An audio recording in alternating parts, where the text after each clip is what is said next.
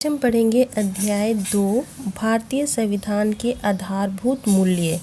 ठीक है, आप लोग पिछले चैप्टर में देख चुके हैं कि संविधान किसे कहते हैं। संविधान नियमों और कानूनों का वह संग्रह है जिसमें भारत के नागरिकों को हित को ध्यान में रखकर दिया गया है। ठीक है, यहाँ पर देखिए क्या बोलता है। भारत का संविधान देश के सभी नागरिकों के कल्याण एवं उसके सतत विकास का आश्वासन देता है। ठीक है, संविधान मतलब हम लोग भारत देश में रहते हैं तो भारत देश को किस तरह से आगे बढ़ाना है, मतलब उसके उत्थान किस तरह से होगा, उसको ध्यान में रख कर क्या बनाया गया है, संविधान बनाया गया है। ठीक है, और ये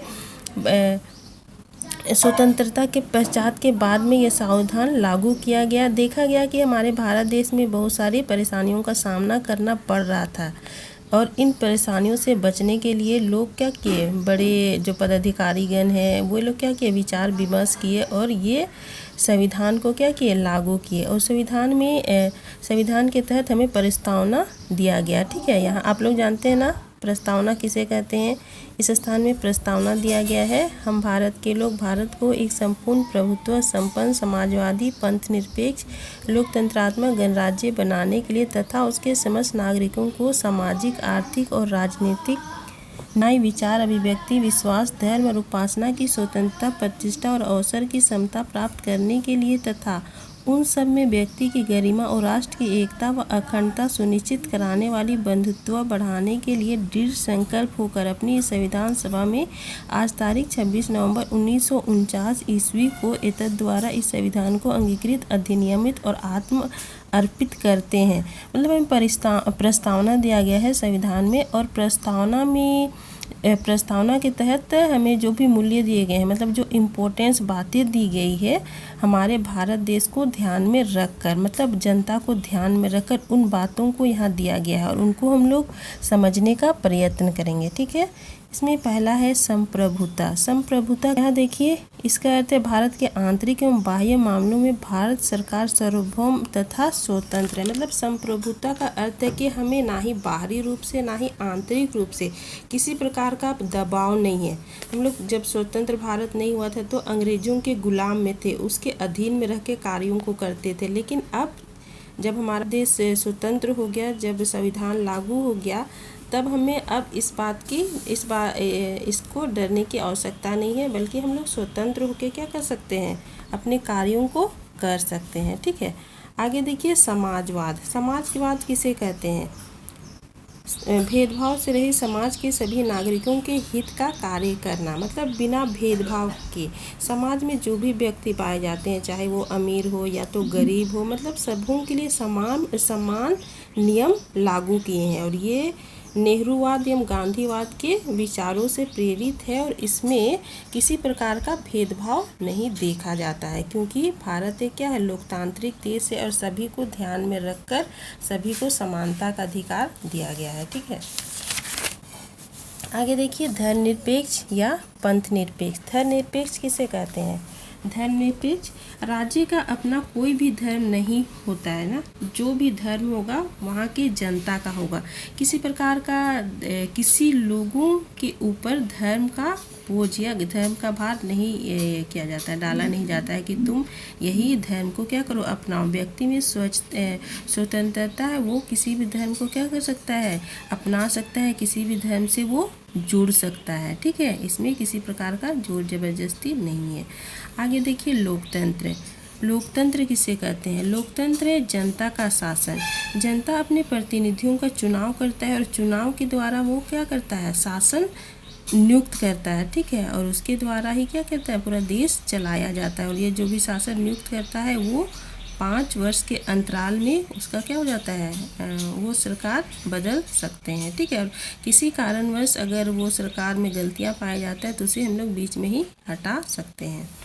आगे देखिए गणराज्य। गणराज्य किसे कहते हैं, गणराज्य, भारत एक गणराज्य है। गणराज्य की संकल्पना एक ऐसे राज्य का प्रतीक है जिसमें राज्य के अध्यक्ष का वंशानुगत ना होकर निर्वाचित होता है। मतलब इसमें भी गणराज्य भारत देश को क्या किया गया, गणराज्य बनाया गया। गणराज्य बनाने का क्या उद्देश्य है, इसमें राजतंत्रीय शासन व्यवस्था लागू नहीं है, बल्कि इसमें अप्रत्यक्ष रूप से चुनाव होता है और सरकार प्रतिनिधियों के चुनाव के द्वारा ही सरकार नियुक्त होता है। और ये जो सरकार नियुक्त होता है वो अध्यक्ष होता है, और अध्यक्ष पूरे देश को क्या करता है, संचालित करता है। जैसे राष्ट्रपति हो गया, ये 5 वर्षों के लिए क्या किया जाता है, चुना जाता है, और यही पूरे देश का सर्वोच्च होता है।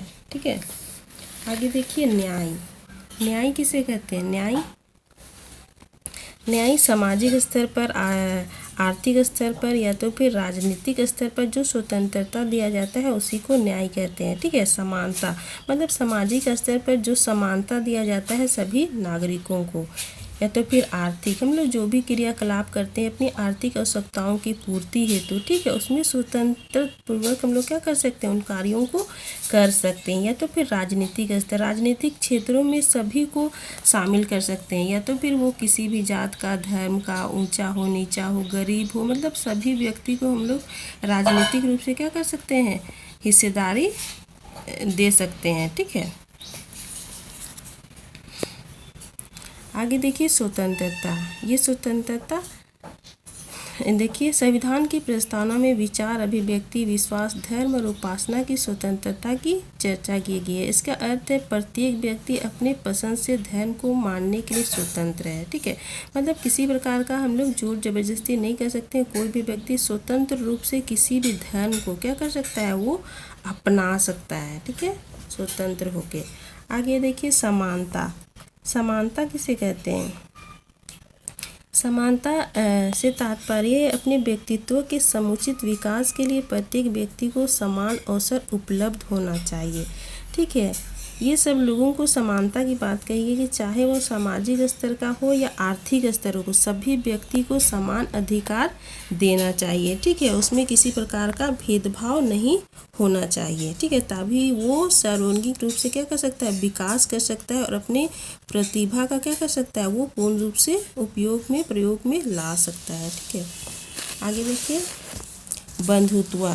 बंधुत्व किसे कहते हैं, मतलब भाईचारा। हमारे देश में सभी लोग क्या कर सकते हैं, बंधुत्व के साथ मतलब भाईचारा के साथ जीवन व्यतीत कर सकते हैं, चाहे वो किसी भी धर्म का हो, भाषा को हो, स्वरूप का हो, भौतिक विभाजन, मतलब सभी लोग एक दूसरे के साथ मिलजुल कर रह सकते हैं और अपना जीवन क्या कर सकते हैं, उन लोग व्यतीत कर सकते हैं। ठीक है, सभी व्यक्ति में आपसी भाईचारा होना चाहिए। आगे देखिए व्यक्ति की गरिमा।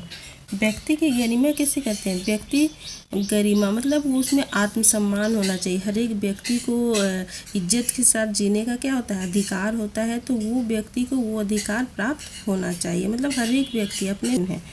ठीक है, व्यक्ति के जीवन को गरिमापूर्ण जीने का अधिकार दिया गया है। ठीक है, मतलब वो स्वतंत्र होके इज्जत के साथ वो अपना जीवन व्यतीत कर सकता है, वो किसी की अधीनता में नहीं रह के अपना जीवन को आगे बढ़ा सकता है। ठीक है, आगे देखिए यहाँ पर क्या बोलता है, राष्ट्रीय एकता एवं अखंडता। राष्ट्रीय एकता और अखंडता हम लोग जानते हैं ना, भारत विविधताओं का देश कहा जाता है। इसमें विभिन्न प्रकार के धर्म, भाषा, स्वरूप ये सब देखने को मिलता है। ठीक है, फिर भी हमारे भारत देश में देखते हैं कि सभी लोग क्या करते हैं, एक दूसरे के साथ मिलजुल कर रहते हैं। ठीक है, और अपने जीवन में क्या करते हैं, ये आगे बढ़ते हैं। ठीक है, आप लोगों को जो समझ में आ गया होगा यहाँ तक, जहाँ नहीं समझ में आया है वहाँ पूछ लीजिएगा, और आगे में क्वेश्चन आंसर है उसको क्या कीजिएगा, ये जो दिया हुआ है इसको आप लोग घर में बने। आज के लिए क्लास इतना ही है, धन्यवाद।